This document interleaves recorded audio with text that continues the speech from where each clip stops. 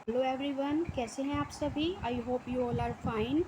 तो अभी आजकल की जो ये न्यूज़ है कि पीजीटी का जो हमारा जो एग्ज़ाम है वो पोस्टपोन हो गया है, तो उसको सुनकर सभी कैंडिडेट बहुत ज़्यादा परेशान हैं। लेकिन सिर्फ इतना ही कहूँगी कि जिस चीज़ में हम कुछ कर नहीं सकते हैं तो उसमें टेंशन लेने से कोई फ़ायदा नहीं है। तो हमें अपनी आगे की प्रिपरेशन कंटिन्यू रखनी ज़्यादा बेटर है।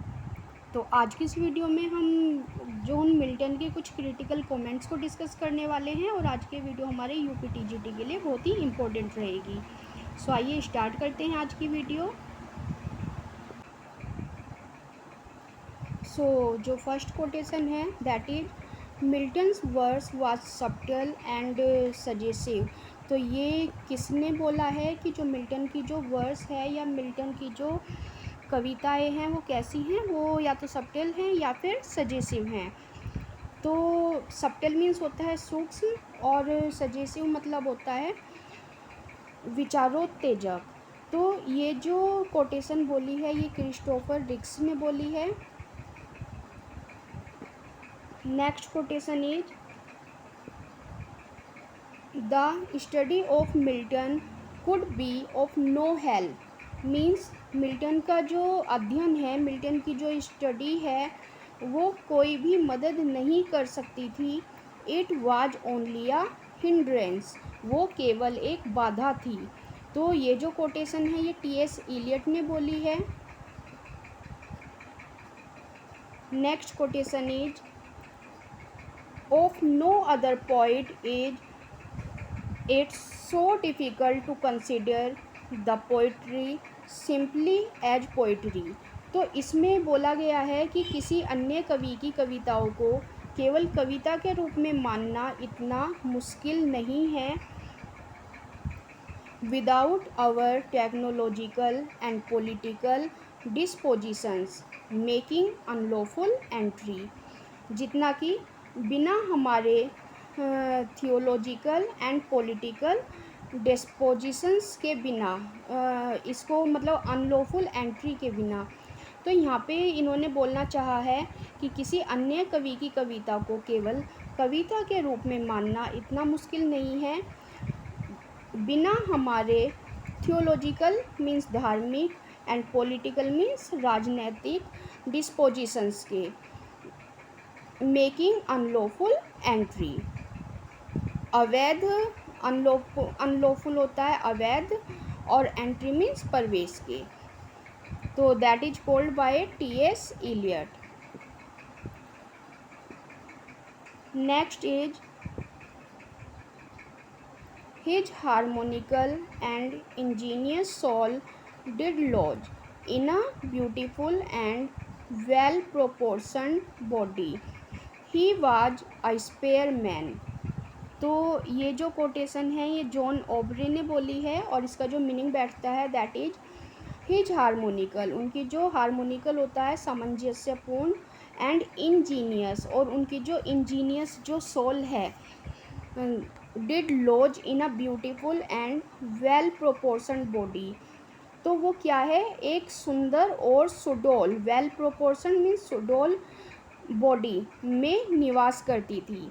ही वाज अ स्पेयर मैन, और वो क्या थे, एक स्पेयर मैन थे, मीन्स एक संयमित व्यक्ति थे।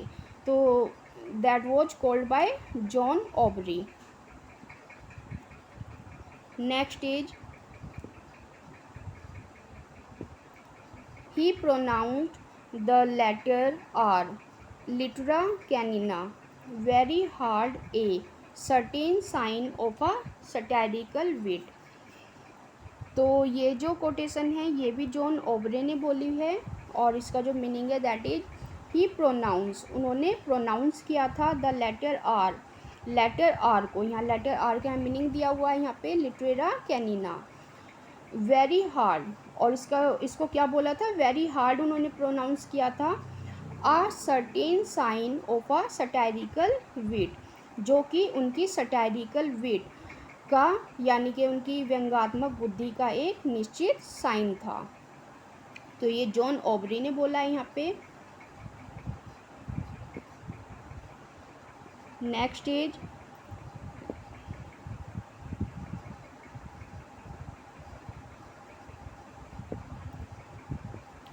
the region Milton wrote in fetters when he wrote of angels and God। तो यहाँ पे बोला गया है कि मिल्टन ने जब भी एंजल्स यानी कि देवताओं के देवदूतों के बारे में लिखा है या फिर गॉड ईश्वर के बारे में लिखा है and at liberty when of devils, मतलब यहाँ हो गया फैटर्स। फैटर्स होती हैं बेड़ियाँ या जो हथकड़ी भी इनको कह सकते हैं। तो मिल्टन ने जब भी यहाँ एंजल्स और गॉड के बारे में लिखा था तो उन्होंने बंधनों में लिखा था, अपने आप को बंधनों में फील किया था। एंड एट लिबर्टी, और लिबर्टी के साथ कब लिखा, वैन ऑफ डेविल्स, जब उन्होंने डेविल्स यानी ये शैतान के बारे में लिखा, एंड हेल नरक के बारे में लिखा, तो उन्होंने अपने आप को लिबर्टी के साथ जो भी लिखना चाहा लिबर्टी के साथ लिखा। Is because he was a true poet, क्योंकि वो एक ट्रू पोइट थे, and of the devil's party without knowing it, और वो क्या थे, शैतान की पार्टी में थे और उनको खुद ही इस बात का नहीं पता था। तो यहाँ पे बोला गया है एक तरह से कि जो मिल्टन थे वो एक ट्रू पोइट थे और वो अपनी कविताओं में किसी भी तरह का भेदभाव नहीं रखते थे। तो ये जो कोटेशन है ये बहुत सिंपल सी कोटेशन है और सभी को इसका आंसर आता होगा। विलियम ब्लेक ने ये लिखी है। Next quotation is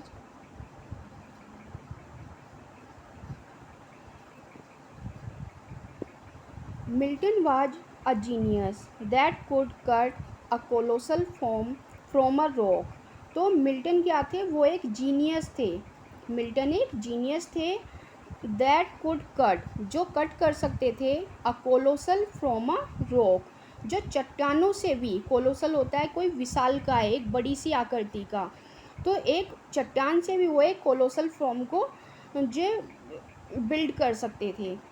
but could not carve beads upon cherry stones, means लेकिन वो चेरी पत्थरों पर मोती नहीं तलाश सकते थे। That is the meaning of this quotation. और ये किसने लिखा है, सैमुअल जॉनसन ने। नेक्स्ट इज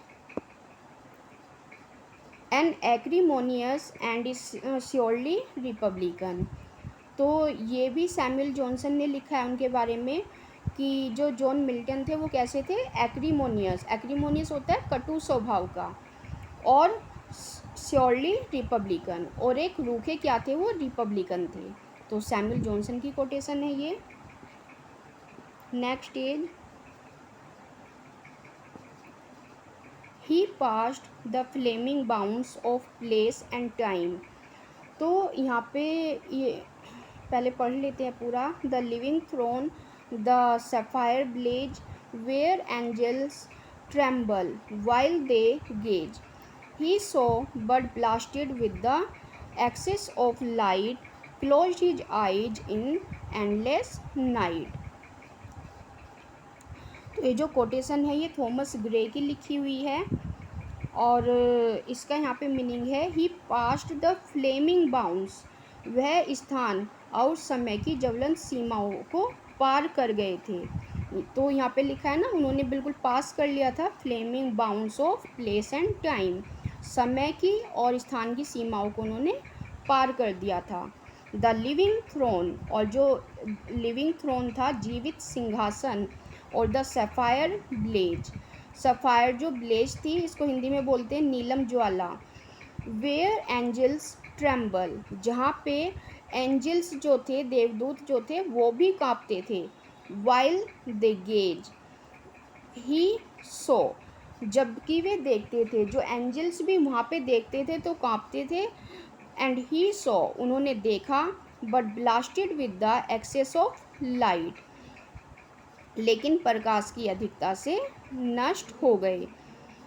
ब्लास्टेड होता है यहाँ पे अचानक से ब्लास्ट होना, तो blasted with the excess of light, closed his eyes in endless night, और अपनी अंतहीन रात को उन्होंने वहाँ बंद कर दिया, अपनी आँखों को बंद कर दिया। तो ये जो कोटेशन है that is written by Thomas Gray. तो थॉमस ग्रे ने यहाँ पे जॉन मिल्टन के बारे में ऐसा कहा है। थोड़ा सा हिंदी देख लेते हैं तो जल्दी लर्न हो जाता है। Next is Milton's prince of poets, so we say a little heavy but no less divine.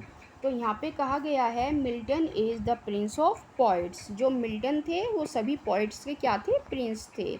So we से इसलिए हम कहते हैं a little heavy but no less divine, कि थोड़ा सा हैवी तो हम बोलते हैं बट नो लेस डिवाइन, लेकिन वो डिवाइन से कम नहीं थे। तो ये जो कोटेशन है लॉर्ड बैरन द्वारा बोली गई है। तो आज की वीडियो में सिर्फ इतना ही। वीडियो हेल्पफुल लगी हो तो प्लीज़ लाइक कर दीजिए। तो मिलते हैं नेक्स्ट वीडियो में, जब तक के लिए बाय।